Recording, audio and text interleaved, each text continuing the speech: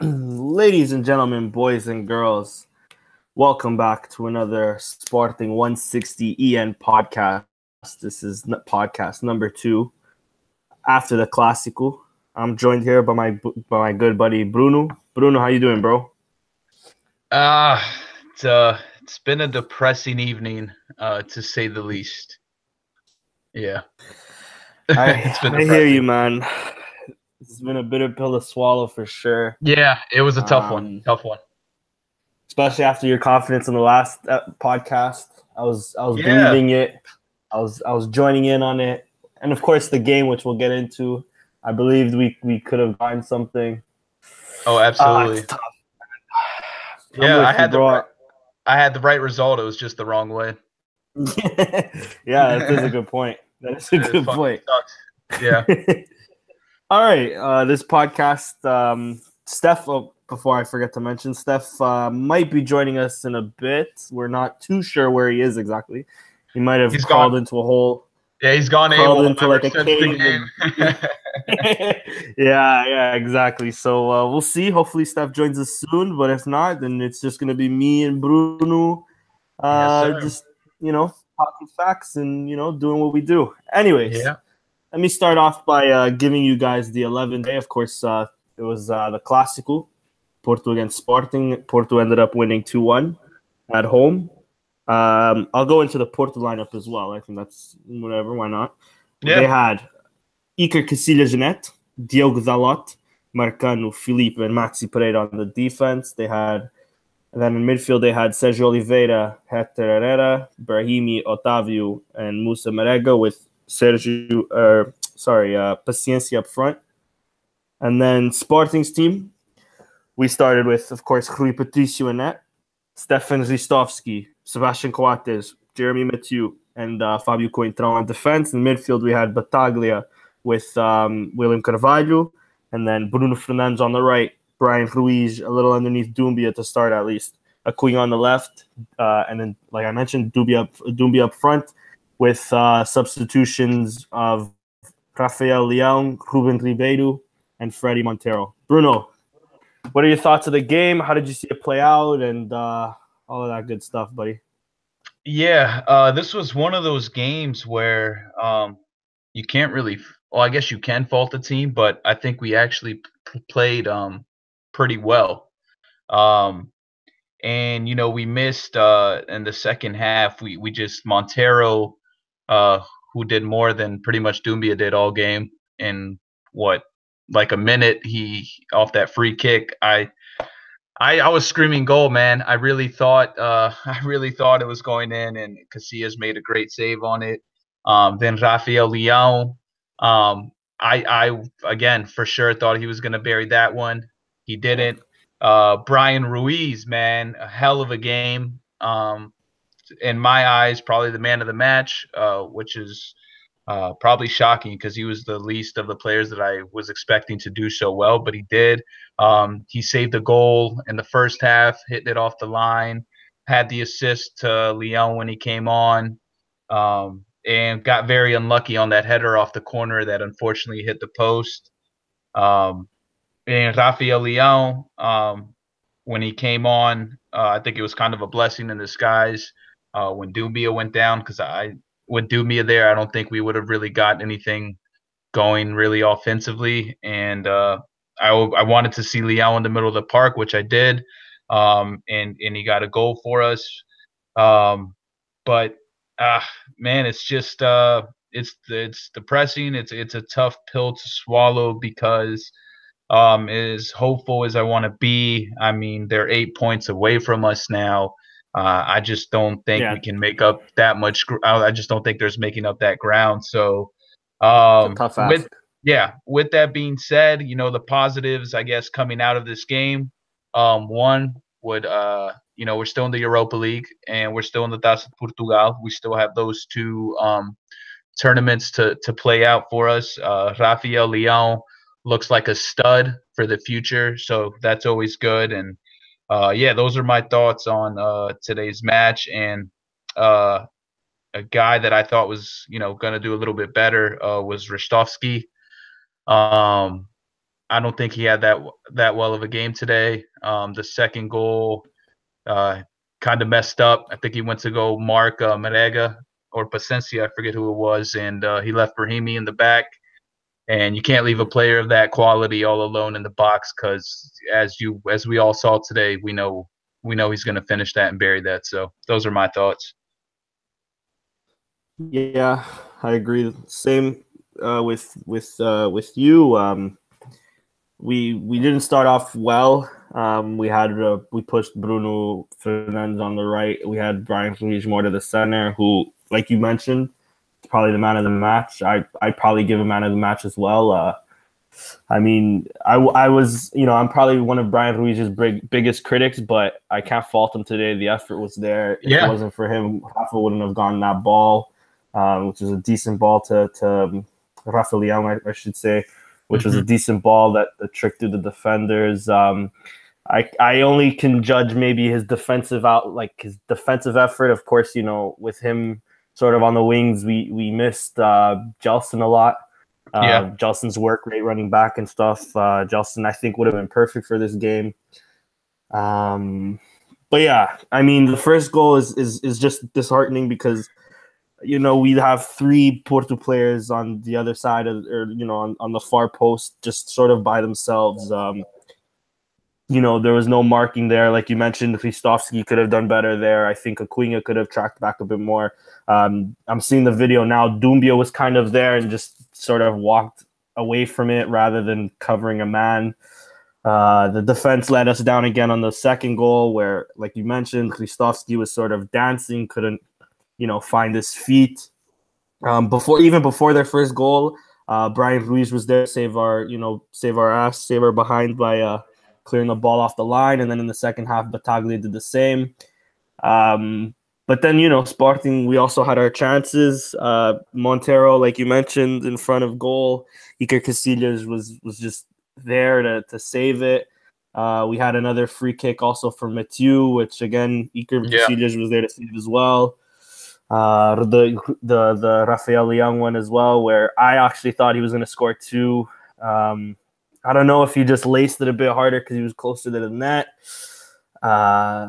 Maybe the ball was just too high for him before then. I'm not too sure, but I think he had time too. If he would have just taken one touch, I think he had enough time. But a young player. So exactly, you can't fault him. It's the experience will come.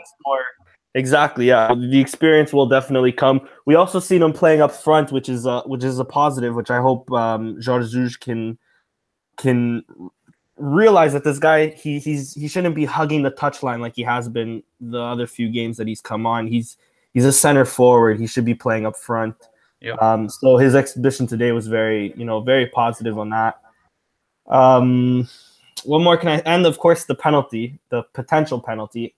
I wanted to have your take on it. What do you think? Do you think it was a penalty, or do you think VAR got that right?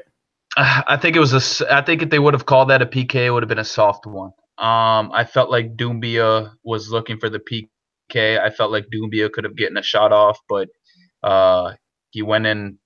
I guess there was a little bit of contact, but I don't think it was enough. I think it would have been a weak PK. I think it honestly would have been a weak PK, and I think Doumbia could have done better. I don't think he should have, tried to get the PK. I think he should have tried to get a shot on goal because it looked like he had that opportunity.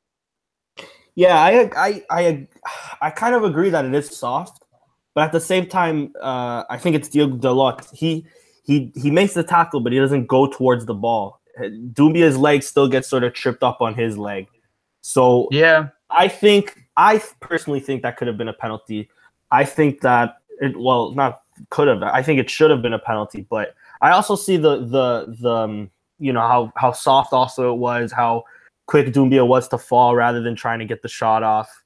Right. I do see that argument as well. I just personally think it was a penalty, and if that penalty was given, maybe the outcome would have been different. But who knows? But nevertheless, let me see. Let's. You have anything else to add on the game at all, or? No, man. I think JJ also. I think he put in Montero a little too late. I felt like Montero should have come on sooner. But that's about it. That's all. That's all I'll add. Yeah, I agree with that as well. Maybe even playing instead of. I'm not saying Ruben Ribeiro did bad or good. I don't think he wasn't. He was okay. I think. He was decent. Yeah. Yeah, I think this was maybe a game even for Bruno Cesar to come in and see what he can do. Yeah. Bruno Cesar tends to score against, in the bigger occasions. Usually it's Champions League, but I think Bruno Cesar should have been given in a shot, especially to play in midfield while Battaglia was out playing right back. Yeah. Anyways, Yeah. yeah. So let's get into the player ratings. We'll start off with Rui Patricio. What do you give Rui Patricio out of 10? That first goal. No, I'm sorry. Yeah, but it was the first goal on the header on the cross. Right. I've seen the replay a couple of times, and he was running to his right, and I swear if he just stopped, if he took one less step, he would have had that save, man. But Yeah. you can't really fault him because it's a bang bang play. So it's one of those where it's extremely hard for a keeper. But if I had to rate him, I mean, I felt like he wasn't really called into action really that much in the game. So I'd probably give him like a 7. His kicks weren't as great as they could have been. So I'd give him a 7. Yeah, I agree with you. I'm gonna also give him a 7. Again, yeah, like you mentioned, he wasn't really called into action that much. I I see the first goal now. If he maybe had been more to his other side, he would have probably gotten that. But again, it's kind of hard to like in the moment, in the heat of the moment, to see whether Marcano would probably get that header off or not, or where he would go with it. So, but yeah, he wasn't necessarily called into action a lot either. So, and not to mention, it could have been worse if Brian Ruiz and also Battaglia didn't save his bacon a few times. But yeah, I agree. I'll give him a 7. Next player, Stefan Ristovski. I think we'll unanimously agree that he was probably the worst player on the pitch for us. What do you give him out of 10? Yeah, I'm not gonna be too harsh today. So the lowest of my grades will be a 5. So I'll give him a 5. Obviously, I just don't think he was really prepared for this match. I don't. It was just a bad game all around for him. He won a couple of aerial battles, but other than that, I mean, the second goal, he was just simply marking the right guy. You got to trust your teammates. And he kind of ran in there for backup, but then he leaves. His whole back line was wide open for Brahimi. And then he had slipped, which sucks, but I still don't think he would have gotten there anyway. And I just don't think he was that. I honestly don't think he was that good. He wasn't one of the players that stood out to me. He had more bad moments than he had good moments this game. So definitely my lowest rated player for today's match. Yeah, I agree. I'm also going to give him a 5. I don't think anybody deserves to be more than or less than a 5. Yeah. The only thing that's disappointing for me on Ristovski today was, Pacini is more of like he'll help out Gelson, but Pacini is more of a defensive fullback, whereas Ristovski, you expect him to use his pace to push the play forward, to really help out his offensive partner on the right flank to, like I said, push the play forward, get some crosses in. There wasn't really much of that from Ristovski today. He wasn't doing much defensively. He wasn't doing much offensively. I know he was maybe offensively, it was because he was trying to stick close to Brahimi, but again, he didn't do enough. That second goal, I don't know, he's kind of slips, yes, but I think positionally he should be better. He's not really grabbing anybody. He's just sort of just in the box. I think he should have been on somebody. Yeah, he was definitely our worst player, but whatever. Like he has been having good performances for us, so we're not going to hold that against him. He's not. I don't think we're going to start vilifying him like we do other players on our team. But we better not. I would. Yeah, I would exactly. Yeah, you know what I mean. It's probably his worst game since he's gotten to Sporting. So that's saying a lot too. Yeah, that's a good point as well. All right, next player, Sebastian Coates. What do you give him out of 10? I think he was probably our best defender on the day. So I'll give him a 7. I don't think the second goal, nothing he could do. The first goal, I don't think it was him that was marking Marcano, was it? I think it was shoot. I think was it Matteo or Battaglia? One of those two.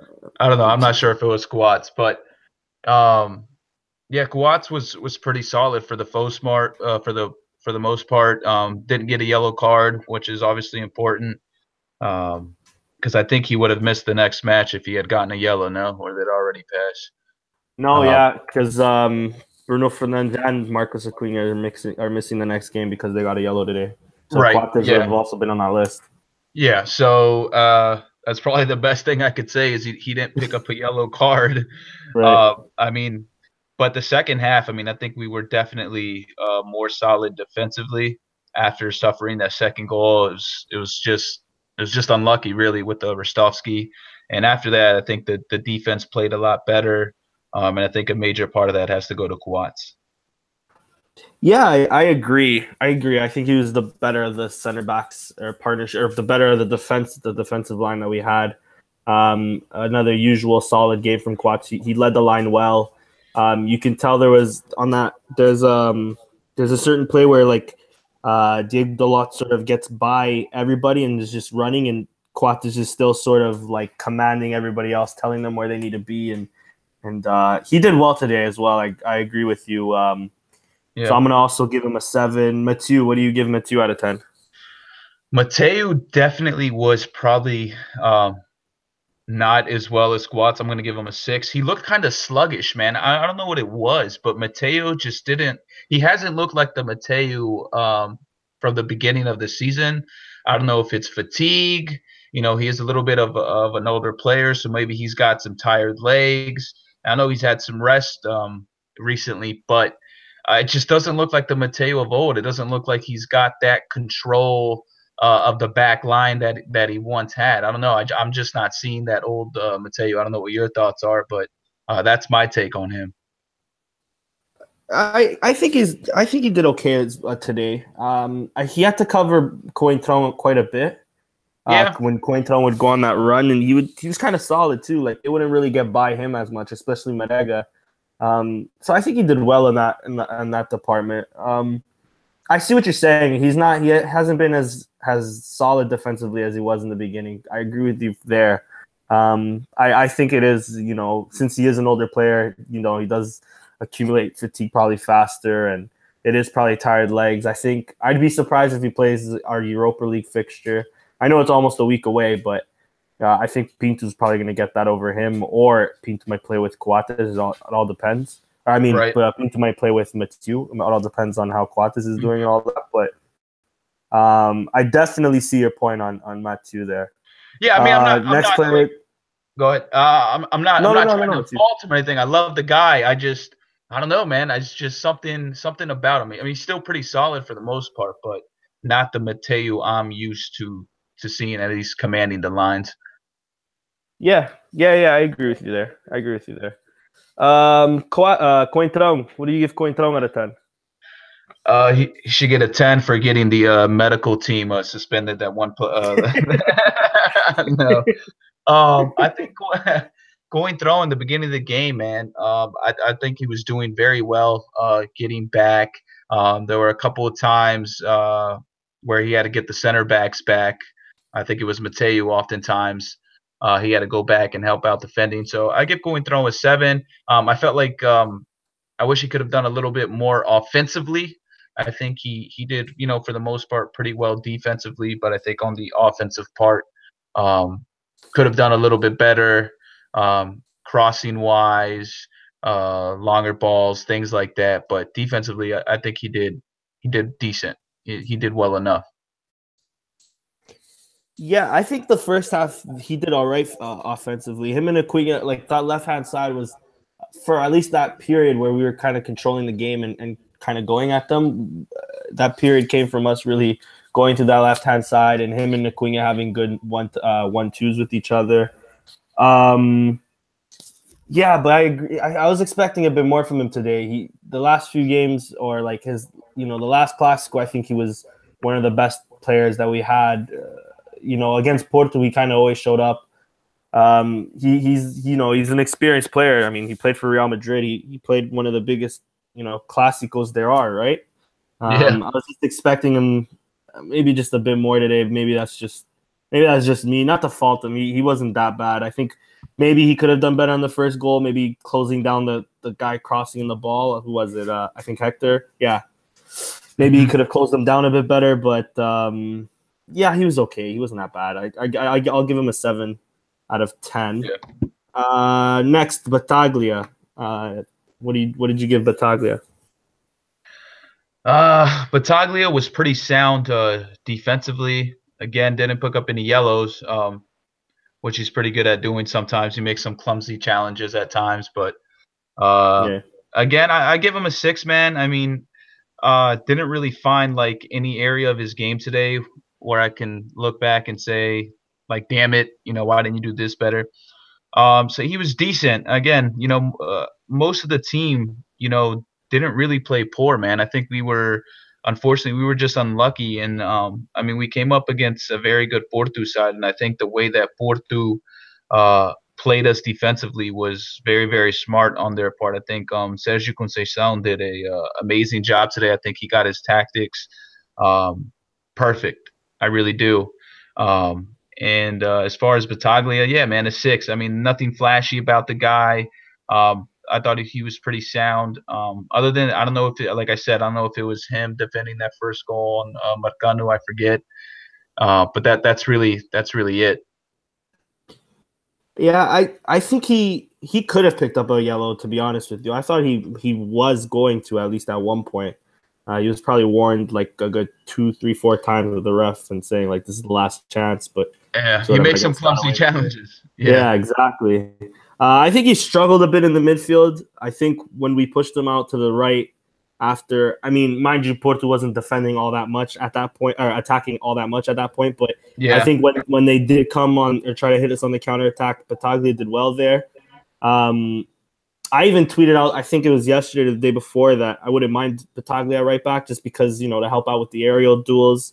Jorge, especially at Sporting, he's had a hard on for, tall, physical right backs, at least, with, first we had Choloto and then even Piccini this year. Yeah. So clearly he likes that. He likes having a taller, more physical right back to really help out on aerial duels and just helping out the center backs defending.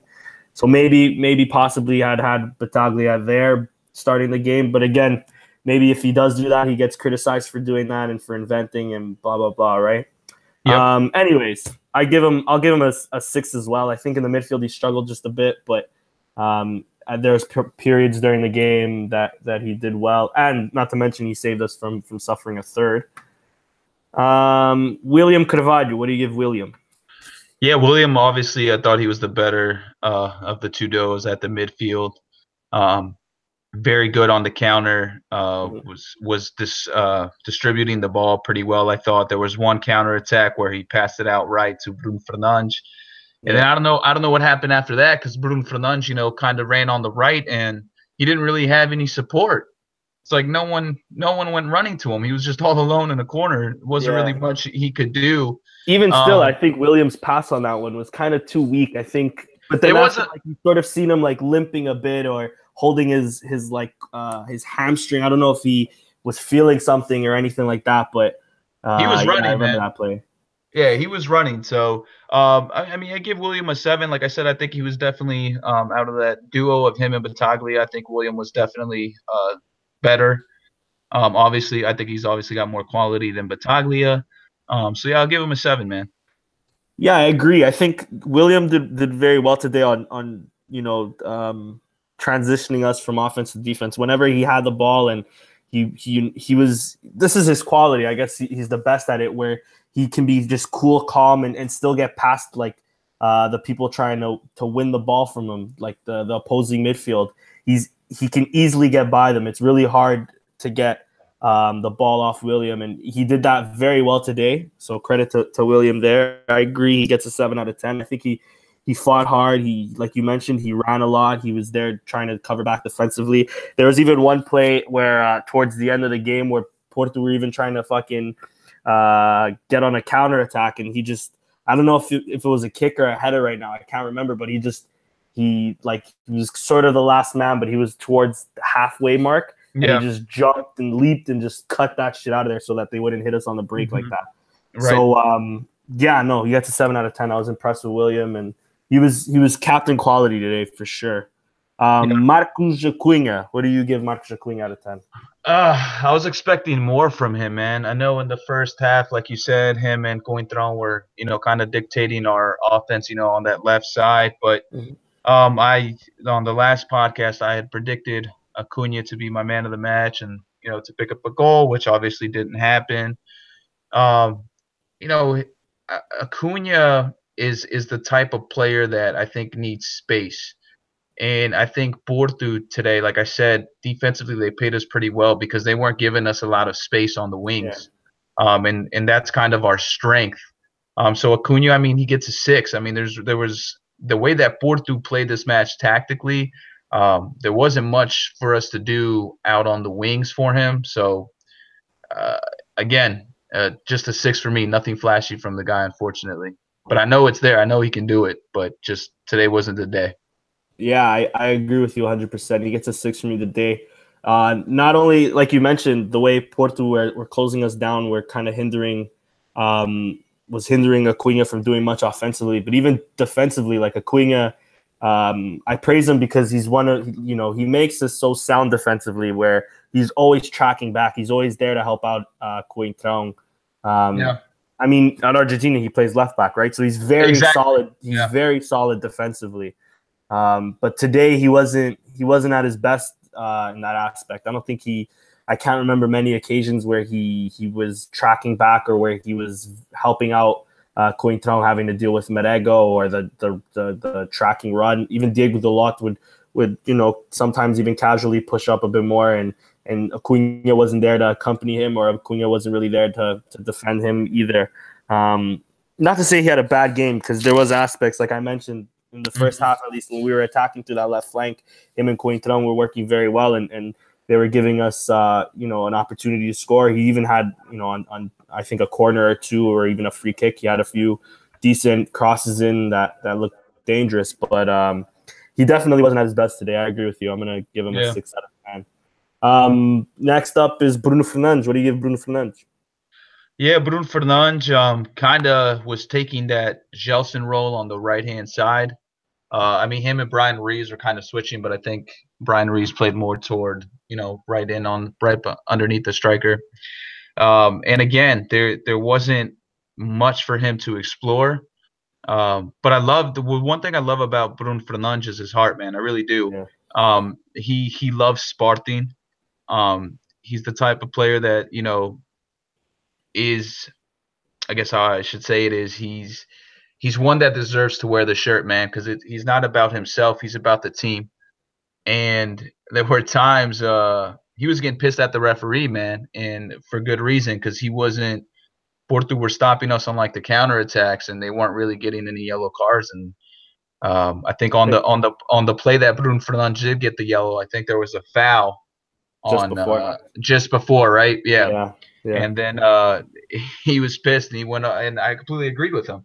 Yeah, me too. I mean, there wasn't really much for him to do. Like I said, on the flanks, I think Porto played us really, really well. They know that's like our strength. Our strengths come from our wings, and Bruno Fernandes, he did well, but I think the whole team offensively just really couldn't get anything going until that second half, until they put in Diego Reyes, and then pretty much just parked it, where we controlled most of the possession of the game until then. But probably a 7 for me for Bruno Fernandes. Yeah, I'm gonna agree. I'll continue the trend of handing out 7s. He was really good today too, though. He was probably one of the brighter spots. I thought he was gonna have a goal, or at least an assist in him today. He was distributing the ball very well. The majority of our attacks were coming from him, really leading the line, or pressing us up. And I was very impressed with him today. Again, like you said, he plays with a lot of heart, and that's every single game where he plays with a lot of heart. There's a very few performances that I've seen of him where I wasn't impressed, or I felt like he could have done better. Maybe 1 or 2 this season. He's been lights out this entire season, and I'm glad he's so young and we got him for so cheap that He's gonna be with us for at least another 2-3 years, I think, at least. Shit, yeah, I hope so. His heart, man. Honestly, he can be probably a future captain for us, taking in that Adrian sort of role. He's an incredible kid, and I mean, apparently he grew up a Porto fan, but it didn't look like that today. He was very passionate, I guess you can say, through his game. Yeah, for sure. Yeah, man, you said everything. I think it's a 7 out of 10 from him as well. Next up is Brian Ruiz. What did you think of Brian Ruiz? Yeah, I mean, I can't give him a 10 because we didn't win the game. So I'll give him a 9. Definitely man of the match, man. Sure. Who predicted this, huh? Brian Ruiz, man of the match. I don't think anyone would have predicted that. I doubt it. Yeah. The first half, I think it was Marego who hit the post, and then it was a whole bunch of craziness happening in the box, and luckily Brian Ruiz was there to save the ball right on the end line. I thought it was in at first, but then when I saw the replay, I was like, yes, thank God. He was definitely there. He got there. And then once Doumbia went down and Rafael Leão came on, he actually won the ball at the midfield, and then I think he did like a give and go with Bruno Fernandes, which then he gave a great through ball to Rafael Leão today. And then Rafael just banged it in, and it was beautiful. And then I wish he would have had that corner, man. It's so unlucky that it hit post. So yeah, 9 for me. I mean, you can't. I didn't think he was gonna really be this good at all whatsoever. So kudos to him. I wish we could see more performance like these from him, like on a consistent basis, because it's like once every couple of games.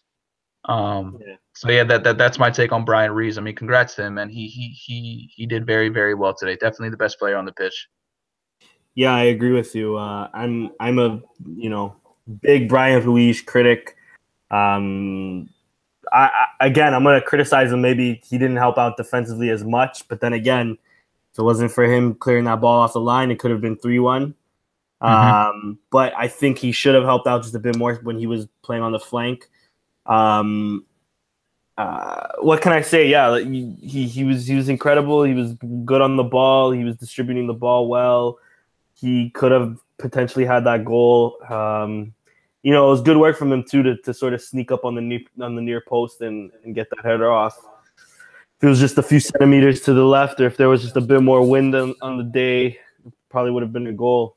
9 out of 10. He's our man of the match for sure. And then for the next one, we'll give it to Doumbia. What did you think of Doumbia's 40 minutes? I wish he would have came out sooner. No. I'd probably give him the same. Well, I can't give him the same grade as Rostovsky, so I'll give him a 6. I mean, Doumbia, like I said, that in the first half, that call that could have been a PK or not a PK. I felt like he could have done more, man. He's got strength on him, so I mean, he could have just used his body to get the shot off. I really think he could have gotten a shot off, and who knows what might have happened.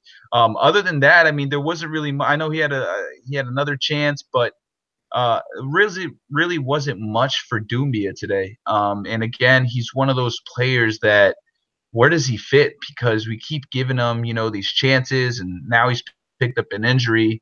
And I think Montero would have been a better option, just because, like you've said in the previous podcast, that Montero links up the play better offensively, which I completely agree with you.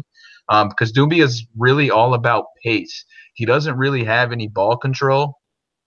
It's all pace on his part. And Montero, he's got that ball control. Obviously not as pacey, but he's got the ball control, and I feel like he's better in the attack, positioning himself in the attack than Doumbia is.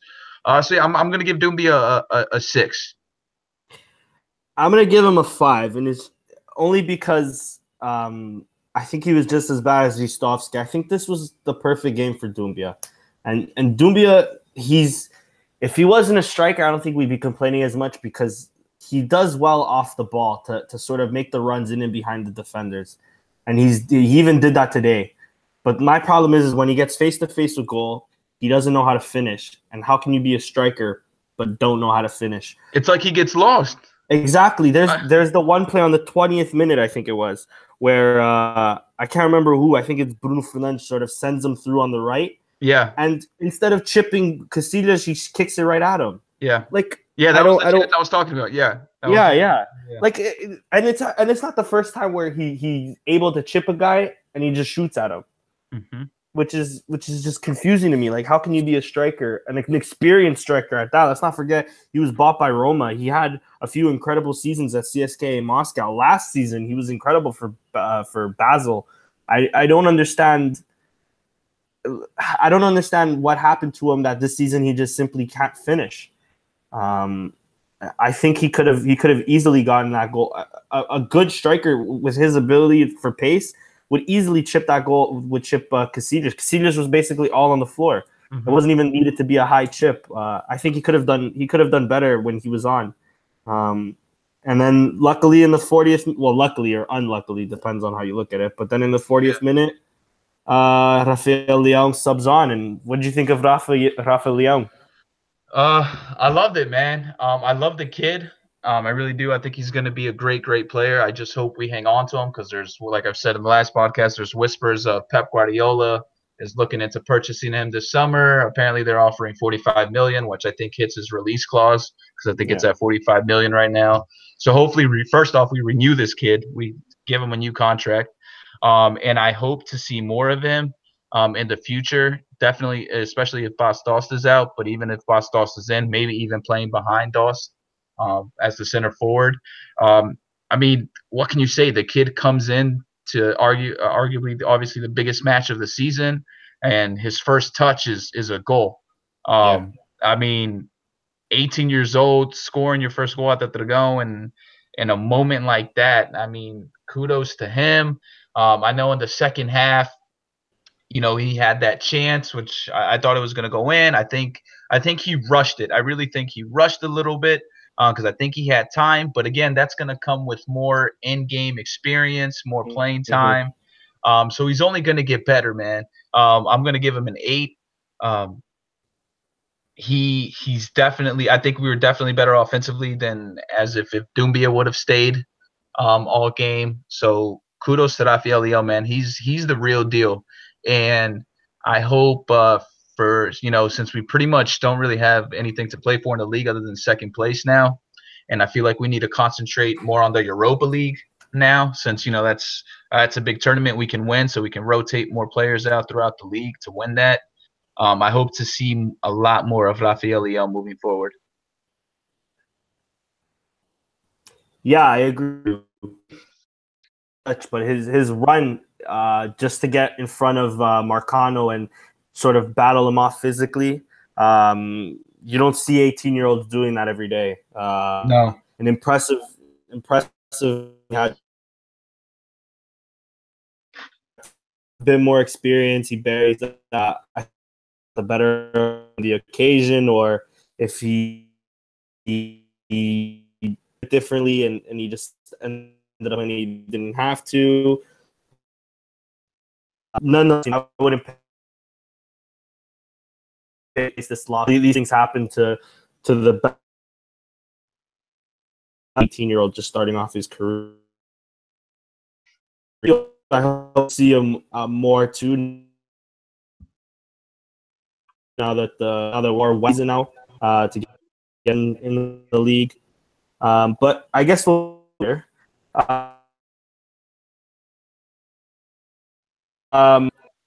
Before we get into that, also I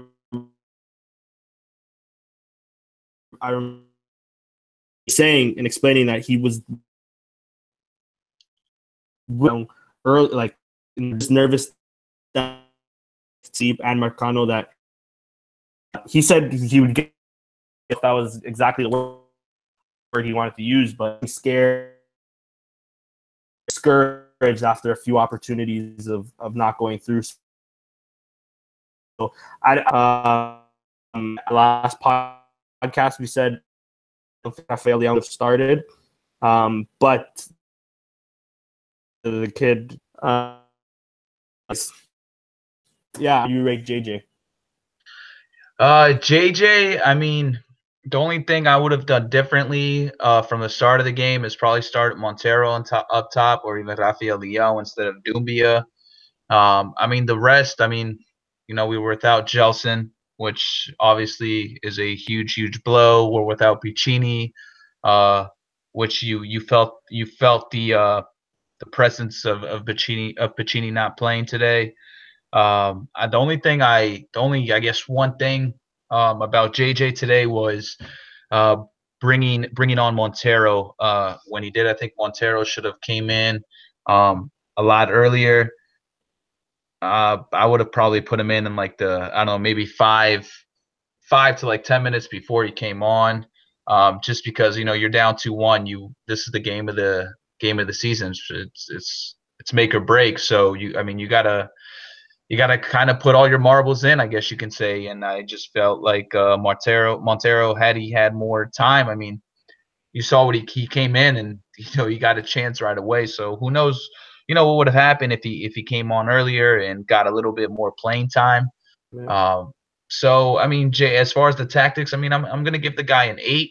I mean, that's really my only thing. I know you would have probably liked to see Brun Cesar come on instead of like Ruben Ribeiro, which I agree with you, because I don't think Ruben Ribeiro, although he didn't have like a terrible game today, but he also didn't really have a good game. He was just kind of there. I don't think he's a player fit for Sporting. I think we've all kind of figured that one out. So I think Brun Cesar definitely, especially I think Brun Cesar's definitely got a nicer cross and a nicer shot than Ruben Ribeiro. So that would have been my only thing, man, as far as JJ goes. So I give him an 8. He's also a bit. What was that? You broke up. I was saying I think Bruno says more today. Yeah, you're still breaking up, boss.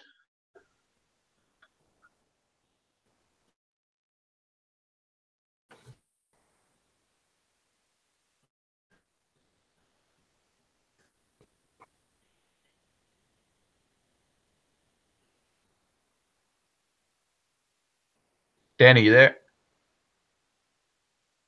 I keep cutting off. Yeah, you keep cutting off, my man.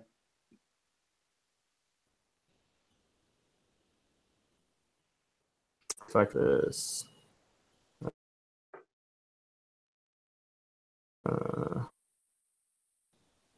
Now, go back to what were you saying, buddy? All right, there you go. I can hear you now.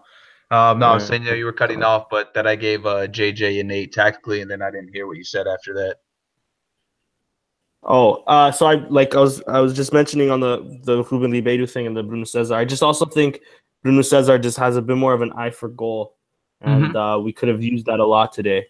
I'll give JJ also an 8. I mean, in hindsight, we can say maybe he should have started Battaglia, but that's seeing what Battaglia right back, and that's just seeing Stefan Ristovski, what he performed at least today. I think it'd be harsh to really hold that against JJ. Now, I sort of asked this question to sort of just bring this into a next topic. I see a lot of people complaining about JJ, fed up with JJ. I know you're not his biggest fan, but you also aren't his biggest critic or hater. What do you think of JJ? Do you think at the end of the season time is up? Do you think it still depends on what we do in Europa and Taça Portugal? Or how do you see this whole JJ thing? Do you think we should give him at least one more year? What do you think? This is tough. I have a love-hate relationship with JJ, I guess you could say. But I also kind of have a little speech for us Sporting fans that I had a couple hours to think after the game, and so here it is. When Bruno Carvalho first took this job as presidency, I believe it was 2013, it was 5 years ago, right? Yep. And I think that was the year where we finished 7th place, right? Yeah. 7th or 6th or whatever. Right. 7th. All right. And at that time, Sporting were pretty much bankrupt, really. Didn't have any money.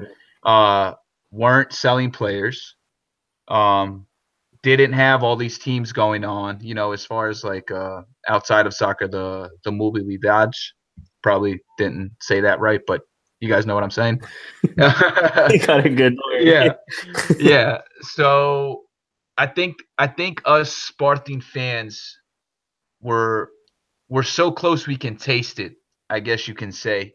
And I know it's frustrating as hell, because we are so close, and we see the team from when Bruno Carvalho took over to what it is today.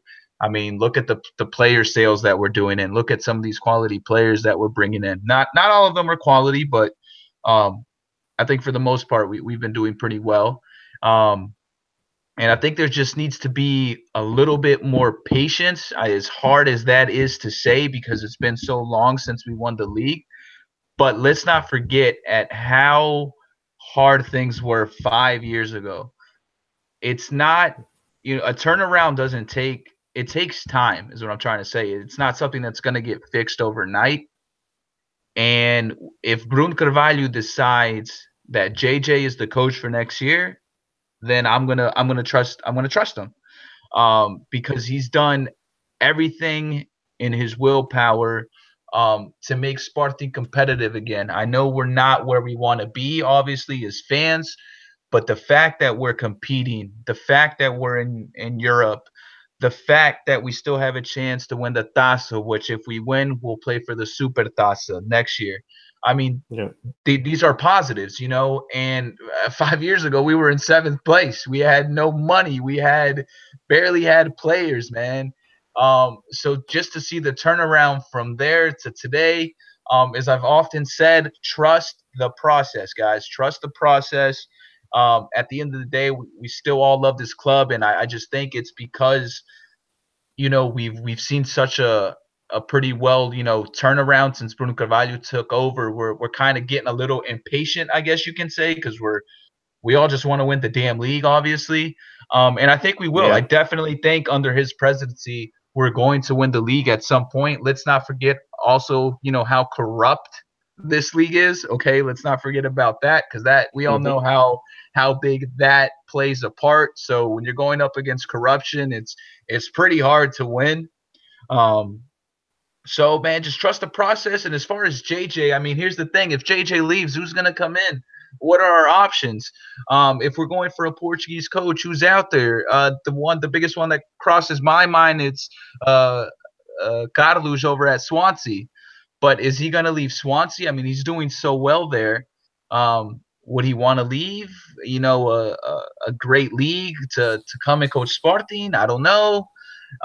If we go for a foreign coach, is that the – It's always hit and miss with those. Exactly. It's always hit and miss with those. So I think what needs to happen, okay, if JJ stays, fine. But I think JJ needs to stop being so damn hard-headed.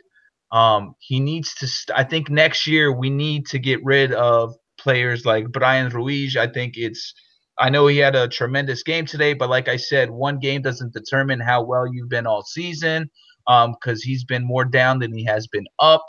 Dumbia, I don't think should have a place in this team either.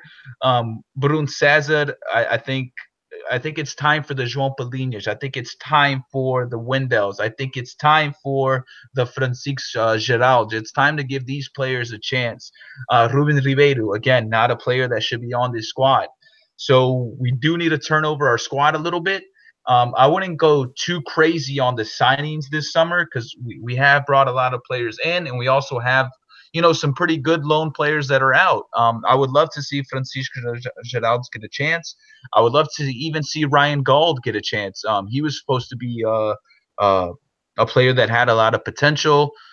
Even if it's just, I think he should stay at Sporting next year, even if it's just on the bench, learning, training with the first team guys, maybe playing in a couple of Sporting B matches. But I mean, those are just players that I look at that should be given a chance over some of the players that are here on this squad. So I'm 50-50 with as far as JJ. But my biggest thing is, if JJ leaves, who the hell is going to replace him? I don't think there's anyone out there with the resume that he has. So there just needs to be an element of trust. If Bruno Carvalho decides to get rid of him, fine, I trust him. If he decides to keep him, fine, I trust him. I trust this president. So I'm going to go with the flow. I'll go with what he goes, and I honestly think he's going to make the decision that's gonna benefit everybody in the end. So I'll leave it at that. Yeah, good speech, bro. I agree with you 100% there. Just to add on to that, on who would we get, because I think that's one of my biggest arguments on why we should. One of them on why we should keep JJ is I would only give them up for one choice. Carlos Carvajal, I don't mind him. Yeah. I do like him a lot, and he has. I think most Sportingistas do like him. It's just he's been here before, and it didn't really amount to much. So whether we'd want to see him again or not, we'll see. If Paulo, I know it's tough because he is in a league where he's probably the favorite to win it every year, and he's doing a fantastic campaign in the Champions League with Shakhtar Donetsk. I think if Paulo Fonseca becomes available, I think we should maybe contact Paulo Fonseca. I know he didn't have the greatest season at Porto, but I also think he was very harshly done by at Porto when he was there. He definitely didn't have the team Conceição. He definitely doesn't have the team Conceição had now, or I think most of the players, if I remember correctly, most of the players that he did have were aging. I can't remember if he had João Moutinho at the time, but he had João Moutinho that wasn't his best anymore. He had sort of a Jackson Martinez who was still banging in the goals, but not the same Jackson Martinez as before. If I'm not mistaken, I could be having this timeline a bit wrong. I just don't think he was giving a fair run at Porto. And then my other thing with defending JJ is we gotta, Sporting need a bit of stability.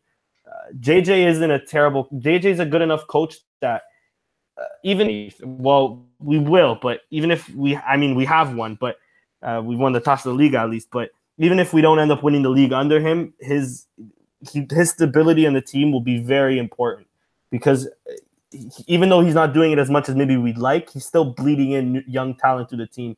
He's still having a look at our academy and still, take players aside and having them coach, train with us the way he was doing with Rafael Leão for the last 3 months. He's still a very good coach where, probably one of the better Portuguese coaches out there, at least right now, where, that stability for Sporting will help us. Let's not forget, most of the time we have a year or a year and a half with a coach and he gets sacked. That season where we came 7th, we had possibly 3 or 4 coaches in Sapinto, Frankie Verton, João Ferreira. We had so many coaches that having this bit of stability will help. And like I mentioned, we put up with Paulo Bento for 4 years. 4 years and 3-4 months. You're telling me you're already sick of JJ after 3 years, but we put up with Paulo Bento for how long? Yeah. And Paulo Bento had a similar situation where his first season he did very well in Sporting, and then he was sort of going off that. Jorge Jesus is sort of stayed consistent. That first season was incredible, don't get me wrong, but and last season wasn't what we wanted it to be, but there were still positives of last season. There was still a lot of attack-ended football. This year a bit more pragmatic, but at least we're adapting his philosophy well. This is our second loss domestically. It's not all. I know it's 8 points, but in a normal season where Porto ends up dropping points here or there, where Benfica drop points here or there, we wouldn't be out of it by now. You know what I mean? We'd still be fighting for the title. It's these last few years where, Benfica or Porto and even Sporting don't drop as much points to the smaller teams. Let's not forget, again, first season he was here, 86 points. He matched Mourinho, the most amount of points when Mourinho was coach of Porto a few years back. In a normal season, 86 points gets you the title. Yeah, I wonder what happened with that normal season. That wasn't a normal season, and we know that. The same with this year. You can see it. Porto might get more than 86 points this season as well. It's not looking like a normal season, and I'm not even talking corruption or not corruption. I'm just saying in terms of big teams typically dropping points to the littler team or to smaller teams. it's not been a normal season in that regard.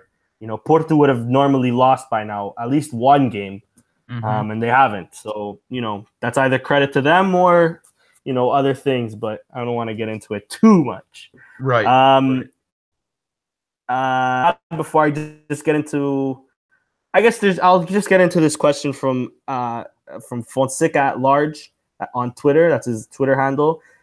We sort of mentioned it, but I guess we'll briefly bring it up. He says, one topic you should, for your podcast, should this be the last time Doumbia sees minutes for Sporting? What do you think, Bruno?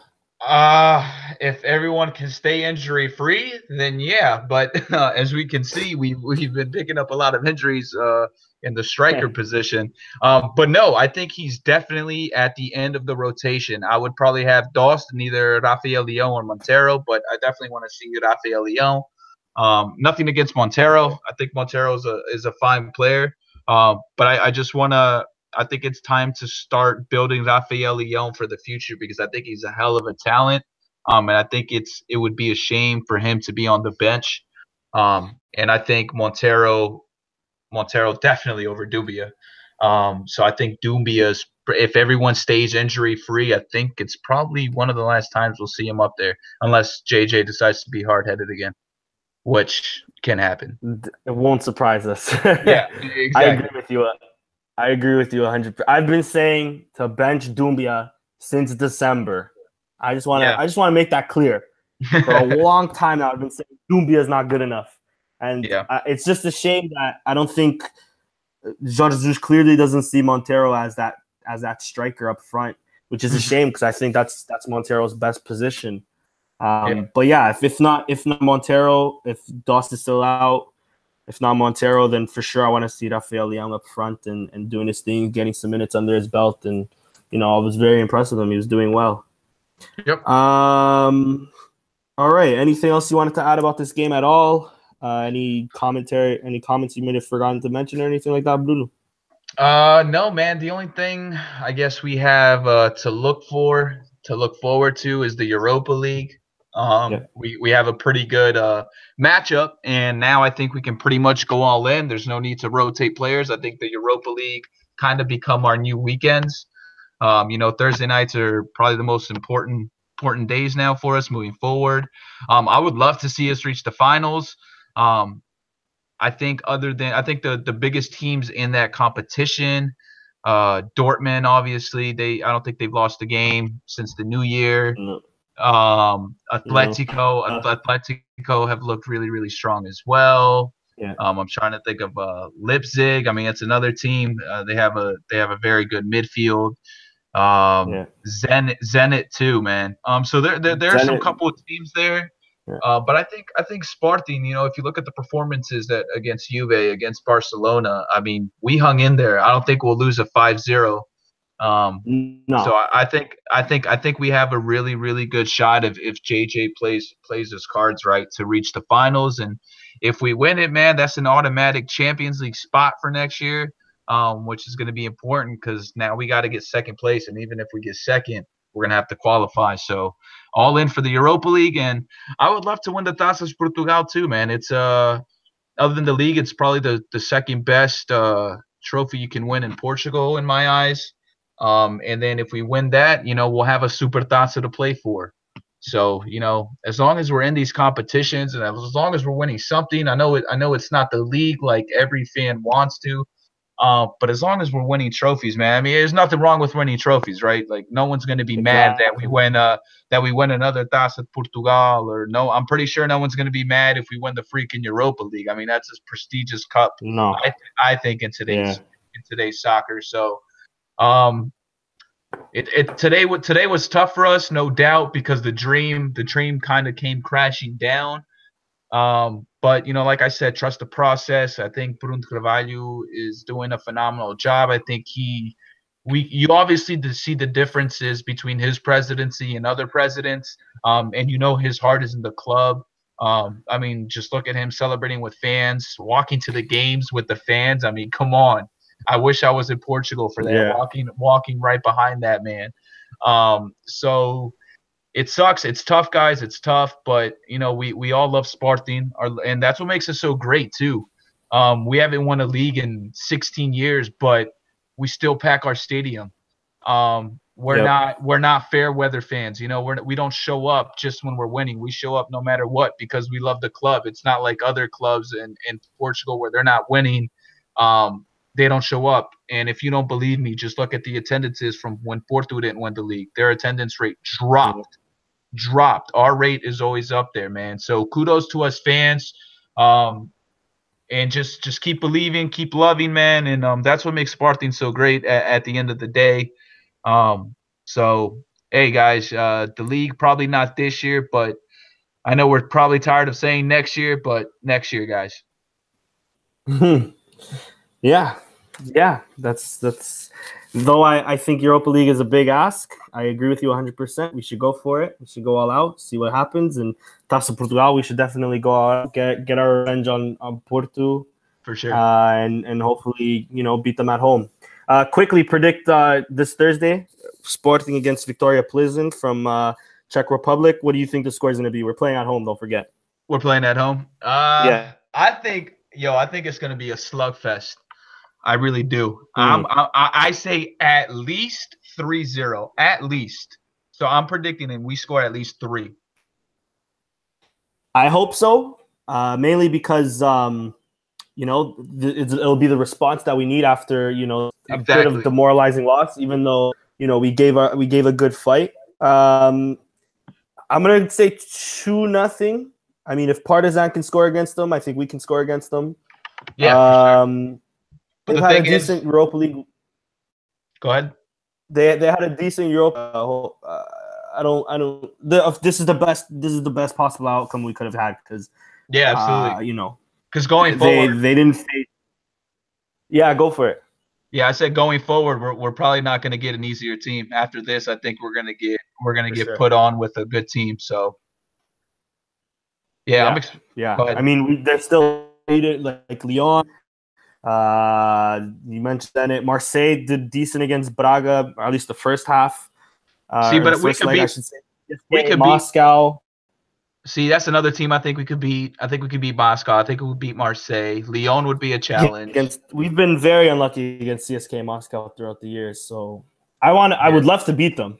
I would love to beat them in the finals to get our revenge. That would be amazing. But I don't think there's any way. Of course, the AC Milan Arsenal game. Whoever wins that will be a tough game too. If we end up picking any of those up, if we end up going through. But yeah, I agree with you. 2-0 Sporting at Victoria Plzeň. You say 3-0. As long as we get the clean sheet.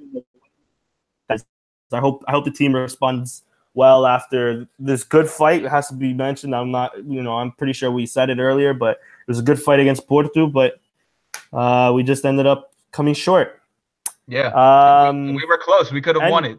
Those 2 goals at the end that we could have had. So, for sure, exactly. Yeah, that's anything you missed out on. You think anything you want to get off your chest, Bruno? Other than I love this freaking club. No matter how many times I guess I get let down or get depressed, at the end of the day, 100% Sportingista. Like I said, I love this club. I will always continue to love this club.